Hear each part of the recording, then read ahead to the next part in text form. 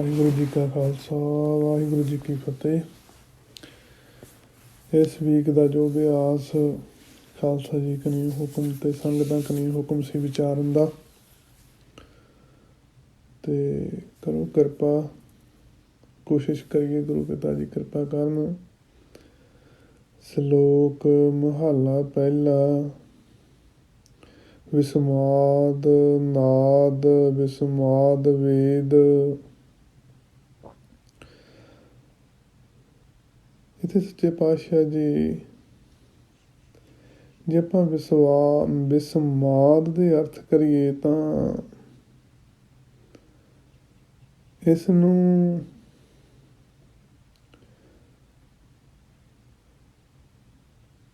ਅਚਰਜ ਵੀ ਇਹਦੇ ਅਰਥ ਕਰਦੇ ਆ ਟੀਕਾਕਾਰ, ਪਰ ਹੈਰਾਨ ਇਹ ਅਰਥ ਉਰੇ ਰਹਿ ਜਾਂਦੇ ਆ। ਵਿਸਮਾਦ ਨੂੰ ਸਮਝੀਏ ਜਦੋਂ ਜਿਵੇਂ ਆਪਾਂ ਸ਼ਬਦ ਦਾ ਜਾਪ ਕਰਦੇ ਹਾਂ, ਜਾਂ ਵਾਹਿਗੁਰੂ ਸ਼ਬਦ ਦਾ, ਜਾਂ ਇੱਕ ਓਂਕਾਰ ਸ਼ਬਦ ਦਾ, ਅਤੇ ਇੱਕ ਤਾਂ ਅਸੀਂ ਜਾਪ ਕਰਦੇ ਹਾਂ ਇੱਕ ਸ਼ਬਦ ਦਾ ਜਿਹੜਾ ਅਸੀਂ ਅਰਾਧਦੇ ਹਾਂ, ਜਾਂ ਅੰਤਰਮੁੱਖ ਜਾਂ ਬਾਹਰਮੁੱਖ ਵਾਹਿਗੁਰੂ ਵਾਹਿਗੁਰੂ ਕਰਦੇ ਹਾਂ। ਇੱਕੋ ਵਾਹਿਗੁਰੂ ਆਪ ਆ ਜਿਹੜਾ ਚਾਰੇ ਪਾਸੇ ਪਸਰਿਆ ਹੋਇਆ ਆ। ਜਦੋਂ ਇਹ ਜਪਣ ਵਾਲਾ ਸ਼ਬਦ ਅਤੇ ਜਿੱਥੇ ਸਮਾਇਆ ਉਹ ਆਪ, ਇਹ ਤਿੰਨੇ ਇੱਕ ਹੋ ਜਾਂਦੇ ਆ, ਤਾਂ ਇਹ ਵਿਸਮਾਦ ਦਾ ਰੰਗ ਬਣ ਜਾਂਦਾ। ਉਹਨੂੰ ਵਿਸਮਾਦ ਕਹਿ ਸਕਦੇ ਹਾਂ। ਤਿੰਨੇ ਇੱਕ ਹੋ ਜਾਂਦੇ ਆ, ਉਹਨੂੰ ਵਿਸਮਾਦ ਕਹਿ ਸਕਦੇ ਹਾਂ। ਜਿਵੇਂ ਬਾਣੀ ਦੇ ਵਿੱਚ ਵੀ ਮਹਾਰਾਜ ਉਪਦੇਸ਼ ਕਰਦੇ ਆ, ਬਿਸਮ ਪੇਖੈ ਬਿਸਮ ਸੁਣੀਏ ਬਿਸਮਾਦ ਨਦਰੀ ਆਇਆ। ਬਿਸਮਨ ਬਿਸਮ ਭਏ ਬਿਸਮਾਦ। ਅਤੇ ਹੈ ਇੱਕ ਹੀ ਆ ਤਿੰਨਾਂ ਦੇ ਵਿੱਚ, ਇੱਕੋ ਹਰ ਰਵਿਆ ਸਰਬ ਠਾਈ, ਦੂਜਾ ਨਹੀਂ ਕੋਈ। ਉਹਦਾ ਰੰਗ ਉੱਥੇ ਪੈਦਾ ਹੁੰਦਾ, ਉਹਨੂੰ ਵਿਸਮਾਦ ਕਹਿ ਸਕਦੇ ਹਾਂ। ਇਸ ਢੰਗ ਨਾਲ ਇਸ ਵਿਸਮਾਦ ਨੂੰ ਸਾਨੂੰ ਜਿੰਨੀ ਕੁ ਸਮਝ ਬਖਸ਼ੀ ਮਹਾਰਾਜ ਨੇ, ਵੀ ਇਸ ਢੰਗ ਨਾਲ ਵਿਸਮਾਦ ਨੂੰ ਸਮਝ ਸਕਦੇ ਹਾਂ। ਅਤੇ ਇਸ ਵਿਸਮਾਦ ਦਾ ਜੋ ਰੰਗ ਆ ਇੱਕ ਹੀ ਆ, ਉਹਦੇ ਬਾਰੇ ਮਹਾਰਾਜ ਇਹ ਸਾਰਾ ਸ਼ਬਦ ਦੇ ਵਿੱਚ ਸਾਨੂੰ ਇੱਕ ਰੰਗ ਦੇ ਵਿੱਚ ਲੈ ਕੇ ਜਾਣਾ ਚਾਹੁੰਦੇ। ਆਸਾ ਦੀ ਵਾਰ ਦੇਖੋ ਕਿੱਦਣ ਤੋਂ ਆਪਾਂ ਸ਼ੁਰੂ ਕੀਤੀ ਆ, ਅਤੇ ਉਸ ਵਿੱਚ ਇੱਕ ਰੰਗ ਦੀ ਮਹਾਰਾਜ ਬਾਤ ਕਰਦੇ, ਉਸ ਰੰਗ 'ਚ ਹੀ ਵਾਰ-ਵਾਰ ਸਾਨੂੰ ਲੈ ਕੇ ਜਾਂਦੇ ਆ। ਉਹਦੇ ਵਿੱਚ ਹੀ ਸਾਨੂੰ ਭੇਦ ਕਰਨਾ ਚਾਹੁੰਦੇ ਆ ਸਤਿਗੁਰੂ ਜੀ, ਅਤੇ ਕਿਰਪਾ ਕਰਨ ਹੋਏ ਬਈ ਭੇਦ ਹੋ ਜਾਈਏ ਸਤਿਗੁਰੂ ਜੀ। ਗਾਉਂਦੇ ਗਾਉਂਦੇ ਦਇਆ ਕਰਿਓ ਸਾਰੇ ਜਾਣੇ। ਅਤੇ ਵਿਸਮਾਦ ਨਾਦ, ਨਾਦ ਦੇ ਅਰਥ ਆ ਬਈ ਇੱਕ ਧੁਨ ਆ, ਅਤੇ ਜਿੰਨੀਆਂ ਆਵਾਜ਼ਾਂ ਉਹਨੂੰ ਵੀ ਨਾਦ ਕਹਿ ਦਿੰਦੇ ਆ। ਪਰ ਅਸਲੀਅਤ ਦੇ ਵਿੱਚ ਬਾਣੀ 'ਚ ਨਾਦ ਉਸ ਨੂੰ ਆਖਿਆ ਗਿਆ ਇੱਕ ਧੁਨ ਆ ਜੋ ਸਾਡੇ ਸਰੀਰ ਦੇ ਵਿੱਚ ਵੀ ਚੱਲਦੀ ਆ, ਬ੍ਰਹਮੰਡ ਦੇ ਵਿੱਚ ਵੀ ਚੱਲਦੀ ਆ। ਅਤੇ ਵਿਸਮਾਦ ਦੇ ਆਪਾਂ ਅਰਥ ਪਿੱਛੇ ਕਰ ਲਏ, ਉਹੀ ਅਰਥ ਆ। ਉਸ ਨੂੰ ਵਿਸਮਾਦ ਹੀ ਕਿਹਾ ਜਾਵੇ ਤਾਂ ਆਨੰਦਮਈ ਆ, ਜਿਹੜਾ ਗੁਰੂ ਨਾਨਕ ਪਾਤਸ਼ਾਹ ਨੇ ਸ਼ਬਦ ਵਰਤਿਆ। ਤਾਂ ਜਦੋਂ ਉਹਦੇ ਕੋਈ ਅਰਥ ਕਰਦੇ ਹਾਂ ਜਾਂ ਉਹਨੂੰ ਕੋਈ ਹੋਰ ਨਾਂ ਦਿੰਦੇ ਹਾਂ, ਤਾਂ ਉਹ ਪੂਰੀ ਗੱਲ ਆ ਜਿਹੜੀ ਉਹ ਪ੍ਰਗਟ ਨਹੀਂ ਕਰਦਾ। ਇਸ ਤਰ੍ਹਾਂ ਲੱਗਦਾ ਆ। ਵਿਸਮਾਦ ਵੇਦ, ਵੇਦ ਉਸ ਨੂੰ ਕਿਹਾ ਗਿਆ ਜਿਹੜੇ ਗੁਰਮੁਖ ਉਸ ਤੱਕ ਉਸ 'ਚ ਅਭੇਦ ਹੋ ਜਾਂਦੇ ਆ, ਉਸ ਪਿਆਰੇ ਦੇ ਵਿੱਚ ਗੁਰੂ 'ਚ ਅਭੇਦ ਹੋ ਜਾਂਦੇ ਆ। ਉਹ ਜੋ ਸ਼ਬਦ ਜੋ ਵੀ ਉਚਾਰਨ ਕਰਦੇ ਆ ਜਾਂ ਉਹ ਉਪਦੇਸ਼ ਦਿੰਦੇ ਆ, ਅਤੇ ਉਹ ਸਾਰੇ ਵੇਦ, ਉਹਨਾਂ ਨੂੰ ਵੇਦ ਕਿਹਾ ਜਾਂਦਾ ਆ। ਅਤੇ ਹਿੰਦੂ ਮਤ ਮੁਤਾਬਕ ਤਾਂ 4 ਵੇਦ ਆ, ਪਰ ਅਸਲੀਅਤ ਦੇ ਵਿੱਚ ਵੇਦ ਆ ਜਿਹੜੇ ਪਹੁੰਚ ਜਾਂਦੇ ਆ ਉਸ ਪਿਆਰੇ 'ਚ ਭੇਦ ਹੋ ਜਾਂਦੇ ਆ। ਜੋ ਉਹ ਇਸ ਸੰਸਾਰ ਨੂੰ ਦੱਸਦੇ ਆ ਉਹ ਸਾਰੇ ਵੇਦ ਆ, ਉਹਨਾਂ ਨੂੰ ਵੇਦ ਕਹਿ ਸਕਦੇ ਆ। ਅਤੇ ਵਿਸਮਾਦ ਨਾਦ ਵਿਸਮਾਦ ਵੇਦ। ਉਸ ਤੋਂ ਬਾਅਦ ਮਹਾਰਾਜ ਕਹਿੰਦੇ ਆ ਵਿਸਮਾਦ ਜੀ ਵਿਸਮਾਦ ਭੇਦ। ਜੀ ਕਿ ਜਿੰਨੇ ਵੀ ਜੀਵ ਆ ਇਸ ਸੰਸਾਰ ਦੇ ਉੱਤੇ, ਜਾਂ ਇੱਕ ਅਸੀਂ ਵੀ ਇੱਕ ਪ੍ਰਾਣੀ ਵੀ ਇੱਕ ਜੀਵ ਆ। ਅਤੇ ਬਾਣੀ 'ਚ ਬਹੁਤ ਜਗ੍ਹਾ ਆਉਂਦਾ, ਜੀਆਂ ਅੰਦਰ ਜੀਉ ਸ਼ਬਦ ਹੈ ਜਿਤ ਸਹਿ ਮਿਲਾਵਾ ਹੋਏ। ਤੇ ਇਹ ਜਿੰਨੇ ਜੀ ਆ ਇਹ ਵਿਸਮਾਦ ਆ, ਪਰ ਵਿਸਮਾਦ ਭੇਦ ਤੇ ਇਹਨਾਂ ਦੇ ਵਿੱਚ ਦੇਖੋ ਕਿੰਨਾ ਅੰਤਰ ਆ। ਸਾਰਿਆਂ ਦੇ ਇੱਕ ਹੀ ਤਰ੍ਹਾਂ ਦੀ ਸ਼ਕਲ ਆ, ਆਪਾਂ ਨਹੀਂ ਕਹਿ ਸਕਦੇ। ਸ਼ਕਲ ਬਣਾਈ ਇੱਕ ਤਰ੍ਹਾਂ ਦੀ ਆ, ਜੀਵ ਸਾਰੇ ਮਨੁੱਖ ਆ, ਉੱਥੇ ਹੀ ਕੰਨ ਆ, ਉੱਥੇ ਹੀ ਅੱਖਾਂ ਆ, ਉੱਥੇ ਹੀ ਸਾਰਾ ਕੁਝ ਲਾਇਆ ਆ ਉਨੀ ਜਗ੍ਹਾ ਦੇ ਵਿੱਚ ਹੀ, ਪਰ ਸਾਰਿਆਂ ਦਾ ਭੇਦ ਆ। ਸਾਰੇ ਇੱਕ ਦੂਏ ਨਾਲ ਰਲਦੇ ਨਹੀਂ, ਕੋਈ ਵੀ ਜੀਵ ਇੱਕ ਦੂਸਰੇ ਨਾਲ ਰਲਦਾ ਨਹੀਂ।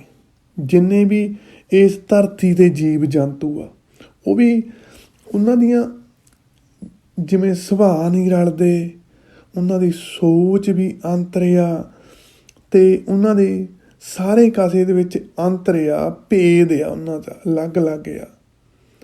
ਅਤੇ ਉਸ ਤੋਂ ਬਾਅਦ ਮਹਾਰਾਜ ਕਹਿੰਦੇ ਆ ਵੀ ਵਿਸਮਾਦ ਰੂਪ ਵਿਸਮਾਦ ਰੰਗ। ਅਤੇ ਉਹ ਵਿਸਮਾਦ ਦਾ ਜਿਹੜਾ ਸਾਰਿਆਂ ਦਾ ਰੂਪ ਆ, ਜਿੰਨੇ ਜੀਵ ਆ ਇਸ ਸੰਸਾਰ ਦੇ ਉੱਤੇ, ਤਾਂ ਜਿੰਨਾ ਵੀ ਰੂਪ ਆ ਸਾਰਾ, ਅਤੇ ਰੰਗ ਆ। ਰੂਪ ਦਾ ਮਤਲਬ ਬਈ ਉਹ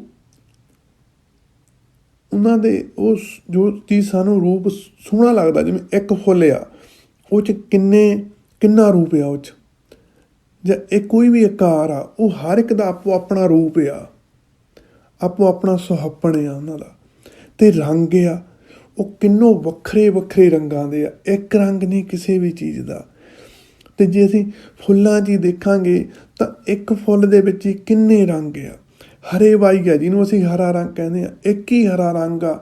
ਜਦੋਂ ਉਹਨੂੰ ਗੌਰ ਨਾਲ ਧਿਆਨ ਨਾਲ ਤੱਕਦੇ ਹਾਂ ਤਾਂ ਉਹ ਕਿੰਨੇ ਰੰਗ ਆ, ਉਹ ਹਰੇ ਰੰਗ, ਉਹਨੂੰ ਹਰਾ ਹੀ ਕਹਿ ਸਕਦੇ ਹਾਂ ਅਸੀਂ, ਲੇਕਿਨ ਉਹਦੇ ਵਿੱਚ ਇੱਕ ਰੰਗ ਦੇ ਵਿੱਚ ਹੀ ਬਹੁਤ ਰੰਗ ਆ, ਮਹਾਰਾਜ ਦੱਸਦੇ ਆ। ਅਤੇ ਇਹ ਭੇਦ ਆ, ਸਾਰਾ ਅਲੱਗ ਅਲੱਗ ਆ, ਅਤੇ ਵੱਖਰੇ ਵੱਖਰੇ ਆ ਸਾਰੇ ਰੰਗ। ਅਤੇ ਉਸ ਤੋਂ ਬਾਅਦ ਮਹਾਰਾਜ ਕਹਿੰਦੇ ਆ ਵਿਸਮਾਦ ਨਾਂਗੇ ਫਿਰੇ ਜੰਤ। ਅਤੇ ਮਹਾਰਾਜ ਕਹਿੰਦੇ ਆ ਵੀ ਇਹ ਸਾਰੇ ਜਿਹੜੇ ਜੰਤ ਆ, ਜੀਵ ਜੰਤੂ ਆ, ਇਹ ਨੰਗੇ ਫਿਰਦੇ ਆ ਅਤੇ ਵਸਤਰ ਤੋਂ ਬਿਨਾਂ ਆ। ਅਤੇ ਇੱਕ ਅਚਰਜ ਬਾਤ ਆ, ਜਿਹੜੇ ਜੀਵ ਜੰਤ ਆ ਨੰਗੇ ਫਿਰਦੇ ਆ ਸਾਰੇ। ਅਤੇ ਇਹ ਦੇਖੋ ਕੋਈ ਕੱਪੜਾ ਨਹੀਂ ਪਾਉਂਦੇ, ਕੋਈ ਪੈਰਾਂ 'ਚ ਇਹਨਾਂ ਦੀ ਜੁੱਤੀ ਵੀ ਨਹੀਂ ਹੋਵੇਗੀ।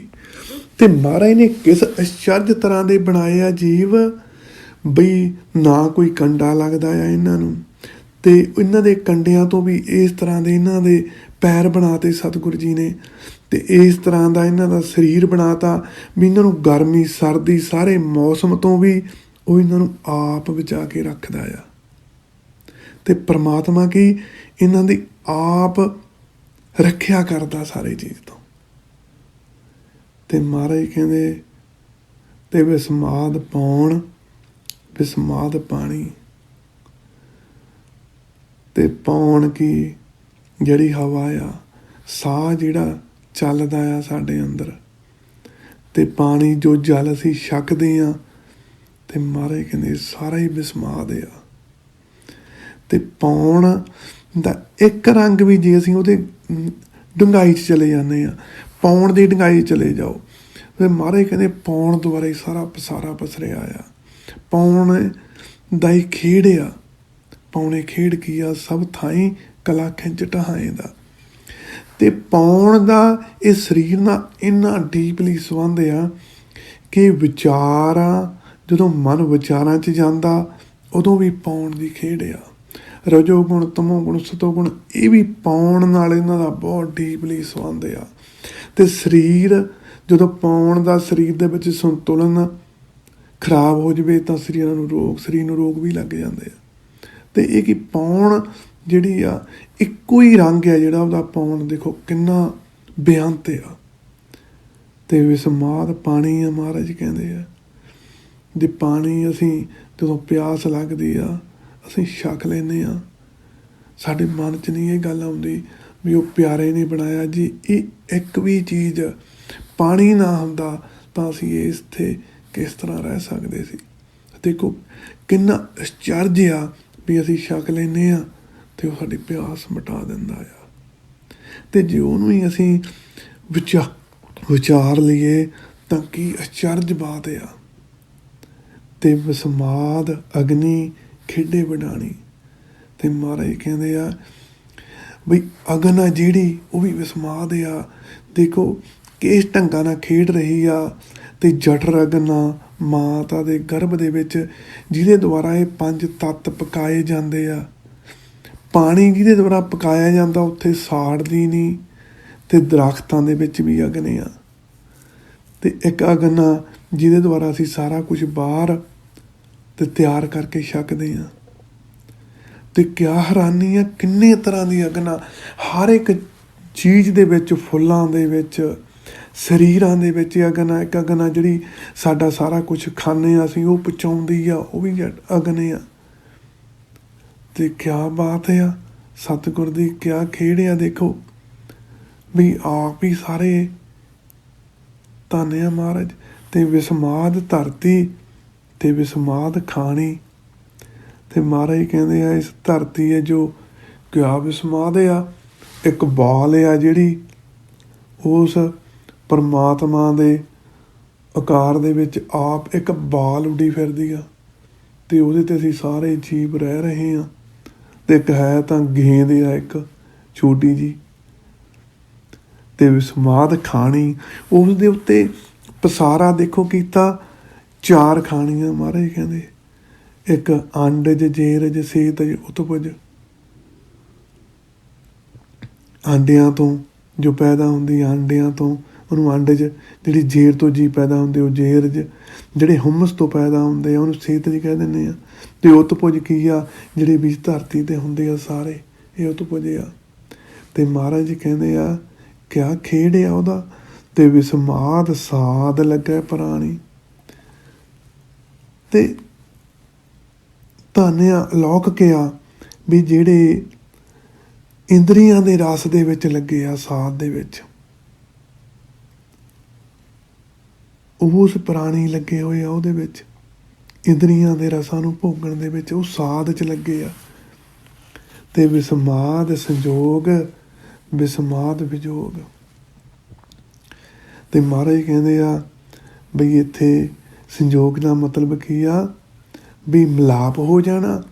ਵਿਜੋਗ ਦਾ ਮਤਲਬ ਕੀ ਆ, ਵਿਛੋੜਾ ਪੈ ਜਾਣਾ। ਅਤੇ ਬਾਣੀ 'ਚ ਆਉਂਦਾ ਆ ਬਈ ਜਿਵੇਂ ਸਾਡਾ ਮਾਤਾ ਦੇ ਗਰਭ 'ਚ 5 ਤੱਤਾਂ ਨਾਲ ਸੰਜੋਗ ਹੋ ਜਾਂਦਾ, ਇਹ ਜੋ ਸਰੀਰ ਮਿਲਦਾ ਸਾਨੂੰ, ਸੰਜੋਗ ਵਿਜੋਗ ਧੁਰੋਂ ਹੀ ਹੋਊਗਾ। ਅਤੇ ਵਿਜੋਗ ਪੈ ਜਾਂਦਾ ਜਦੋਂ ਇਹ ਸਰੀਰ ਨੂੰ ਅਸੀਂ ਛੱਡ ਜਾਂਦੇ ਹਾਂ 5 ਤੱਤਾਂ ਤੋਂ, ਅਤੇ ਸਾਡਾ ਵਿਜੋਗ ਪੈ ਜਾਂਦਾ। ਅਤੇ ਇਸ ਤਰ੍ਹਾਂ ਕਿਸੇ ਵੀ ਚੀਜ਼ ਦਾ ਇੱਥੇ ਜਦੋਂ ਆਪ 'ਚ ਸਾਡਾ ਸਾਰਿਆਂ ਦਾ ਕੋਈ ਪਿਛਲਾ ਸੰਜੋਗ ਆ, ਜਿੰਨੀ ਅਸੀਂ ਸਾਰੇ ਪਿਆਰੇ ਇਕੱਠੇ ਹੋਏ ਹਾਂ, ਅਤੇ ਆਪੋ ਆਪਣਾ ਸਮਾਂ ਜਦੋਂ ਪੂਰਾ ਹੋ ਗਿਆ ਸਾਰਿਆਂ ਨੇ ਆਪੋ ਆਪਣੀ ਜਗ੍ਹਾ ਚਲੇ ਜਾਣਾ, ਉਦੋਂ ਵਿਜੋਗ ਆ ਉਹ। ਅਤੇ ਵਿਸਮਾਦ ਭੁੱਖ ਆ, ਵਿਸਮਾਦ ਭੋਗ। ਅਤੇ ਕਿਸੇ ਵੀ ਚੀਜ਼ ਦੀ ਭੁੱਖ ਦਾ ਮਤਲਬ ਆ ਵੀ ਕਿਸੇ ਵੀ ਚੀਜ਼ ਦੀ ਇੱਛਾ ਦਾ ਜਾਗਣਾ ਆ। ਚਾਹੇ ਸਾਨੂੰ ਖਾਣ ਦੀ ਭੁੱਖ ਆ, ਚਾਹੇ ਸਾਨੂੰ ਪਹਿਨਣ ਦੀ ਭੁੱਖ ਆ, ਚਾਹੇ ਸਾਨੂੰ ਕਿਸੇ ਵੀ ਵਾਸ਼ਨਾਵਾਂ ਦੀ ਭੁੱਖ ਆ। ਅਤੇ ਕੋਈ ਇੱਛਾ ਜਿਹੜੀ ਪ੍ਰਗਟ ਹੁੰਦੀ ਉਹਨੂੰ ਭੁੱਖ ਕਹਿ ਦਿੰਦੇ ਆ। ਅਤੇ ਭੋਗ ਕੀ ਆ, ਇੰਦਰੀਆਂ ਕਰਕੇ ਉਪਜੀ ਭੁੱਖ ਨੂੰ ਗ੍ਰਹਿਣ ਕਰਨਾ ਉਸ ਪਦਾਰਥ ਨੂੰ, ਅਤੇ ਉਦੋਂ ਉਪਜੇ ਹੋਏ ਰਸ ਨੂੰ ਭੋਗ ਕਹਿ ਦਿੰਦੇ ਆ। ਅਤੇ ਵਿਸਮਾਦ ਆ, ਮਹਾਰਾਜ ਜੀ ਕਹਿੰਦੇ ਵਿਸਮਾਦ। ਉਸ ਤੋਂ ਬਾਅਦ ਕਹਿੰਦੇ ਆ ਵਿਸਮਾਦ ਸਿਫਤ, ਵਿਸਮਾਦ ਸਲਾਹ। ਸਿਫਤ ਵਿਸਮਾਦ ਉਹਦੇ ਗੁਣ ਗਾਉਣੇ ਆ, ਸ਼ਲਾਘਾ ਕਰਨੀ, ਉਸ ਪਿਆਰੇ ਦੀ ਉਸਤਤ ਕਰਨੀ ਜਿਹੜਾ ਸਾਰੀ ਜਗ੍ਹਾ ਆਪ ਆ, ਉਹਦੀ ਉਸਤਤ ਕਰਨੀ ਹੈ। ਵਿਸਮਾਦ 'ਚ ਤੁਸੀਂ ਉਸ ਜਦੋਂ ਉਹਦੀ ਸਿਫਤ ਸਲਾਹ 'ਚ ਕਰਦੇ ਹੋ ਅਤੇ ਉਹਦੇ ਵਿਸਮਾਦ 'ਚ ਚਲੇ ਜਾਂਦੇ ਹੋ, ਵਿਸਮਾਦ 'ਚ ਦਾ ਰੂਪ ਹੋ ਜਾਂਦੇ ਹੋ। ਅਤੇ ਵਿਸਮਾਦ ਉਜੜ ਦਾ ਮਤਲਬ ਆ ਬਈ ਅਜਿਹਾ ਰਸਤਾ ਜਿੱਥੇ ਕੋਈ ਥੋਂ ਪਤਾ ਨਾ ਹੋਣਾ, ਜਾਂ ਪਰਮਾਤਮਾ ਨੂੰ ਮਿਲਣ ਦੇ ਉਜੜ ਵਿਸਮਾਦ ਰਾਹ। ਇੱਕਾਂ ਨੂੰ ਰਾਹ ਮਿਲ ਜਾਂਦਾ ਆ, ਉਹ ਪਰਮਾਤਮਾ ਕਨੀ ਆਪਦੇ ਆਪ ਹੀ ਆਪਦੇ ਰਾਹ 'ਤੇ ਲੈ ਕੇ ਉਹਨਾਂ ਨਾਲ ਮਿਲਾਪ ਕਰ ਲੈਂਦਾ। ਇੱਕ ਉਜੜਿਆਂ ਦਾ ਇੱਕਾਂ ਨੂੰ ਕੋਈ ਥਾਂ ਪਤਾ ਨਹੀਂ ਲੱਗਦਾ ਉਸ ਨਾਲ ਮਿੰਟ ਦਾ। ਜਿਵੇਂ ਜੰਗਲ ਦੇ ਵਿੱਚ ਇੱਕ ਨੂੰ ਰਾਹ ਮਿਲ ਜਾਂਦਾ, ਇੱਕ ਉਸ ਦੇ ਵਿੱਚ ਗੁੰਮ ਜਾਂਦਾ, ਉਹ ਉਜੜ ਜਾਂਦਾ, ਉਜਾੜੇ ਚਲੇ ਜਾਂਦਾ ਆ। ਤੇ ਵਿਸਮਾਦ ਨੇੜੇ ਵਿਸਮਾਦ ਦੂਰ, ਤੇ ਵਿਸਮਾਦ ਹੋਏ ਆਪ ਹੀ ਜਿਹੜਾ ਉਹ ਸਾਰਿਆਂ ਰੰਗਾਂ 'ਚ ਰਮਿਆ ਹੋਇਆ ਪਿਆਰਾ। ਤੇ ਇੱਕ ਨਾ ਉਹਨੂੰ ਨੇੜੇ ਸਮਝਦੇ ਆ, ਇੱਕ ਉਹਨੂੰ ਕਹਿੰਦੇ ਆ ਉਹ ਬਹੁਤ ਦੂਰ ਆ ਕਿਤੇ। ਤੇ ਵਿਸਮਾਦ ਪੇਖੇ ਹਾਜ਼ਰ ਹਜ਼ੂਰ, ਇੱਕ ਪਿਆਰੇ ਉਹਨੂੰ ਸਦਾ ਹੀ ਕਹਿੰਦੇ ਹਾਜ਼ਰ ਹਜ਼ੂਰ ਆ, ਉਹਦੇ ਦਰਸ਼ਨ ਕਰਦੇ ਆ। ਤੇ ਮਹਾਰਾਜ ਕਹਿੰਦੇ ਆ ਵੇਖ ਵਿਡਾਨ ਰਿਹਾ ਵਿਸਮਾਦ। ਤੇ ਵੇਖ ਦਾ ਮਤਲਬ ਕਿ ਦੇਖ ਕੇ, ਵਿਡਾਨ ਅਚਰਜ ਨੂੰ, ਕੀ ਹੋ ਰਿਹਾ, ਵਿਸਮਾਦ ਹੋ ਗਿਆ, ਉਹਦਾ ਹੀ ਰੂਪ ਹੋ ਗਿਆ, ਵਿਸਮਾਦ ਹੋ ਗਿਆ, ਉਹ ਰੰਗ ਚਲਿਆ ਗਿਆ। ਵੇਖ ਕੇ, ਉਹਦੇ ਦਰਸ਼ਨ ਕਰਕੇ ਉਸ ਪਿਆਰੇ ਦੇ, ਤੇ ਅਚਰਜ ਹੋ ਗਿਆ, ਤੇ ਰਿਹਾ ਹੋ ਰਿਹਾ, ਮੈਂ ਵਿਸਮਾਦ ਹੋ ਰਿਹਾ, ਉਹ ਰੰਗ ਚਲਿਆ ਗਿਆ ਇੱਕ ਰੂਪ ਦੇ। ਇਹ ਸਾਰੇ ਆ ਜੋ ਸ਼ਬਦ ਦੇ ਵਿੱਚ ਮਹਾਰਾਜ ਸਾਨੂੰ ਦਰਸ਼ਨ ਦੀ ਲੀਲਾ ਦੇ ਵਿੱਚ ਲੈ ਕੇ ਜਾਂਦੇ ਆ, ਦਰਸ਼ਨਾਂ 'ਚ ਲੈ ਕੇ ਜਾਂਦੇ ਆ।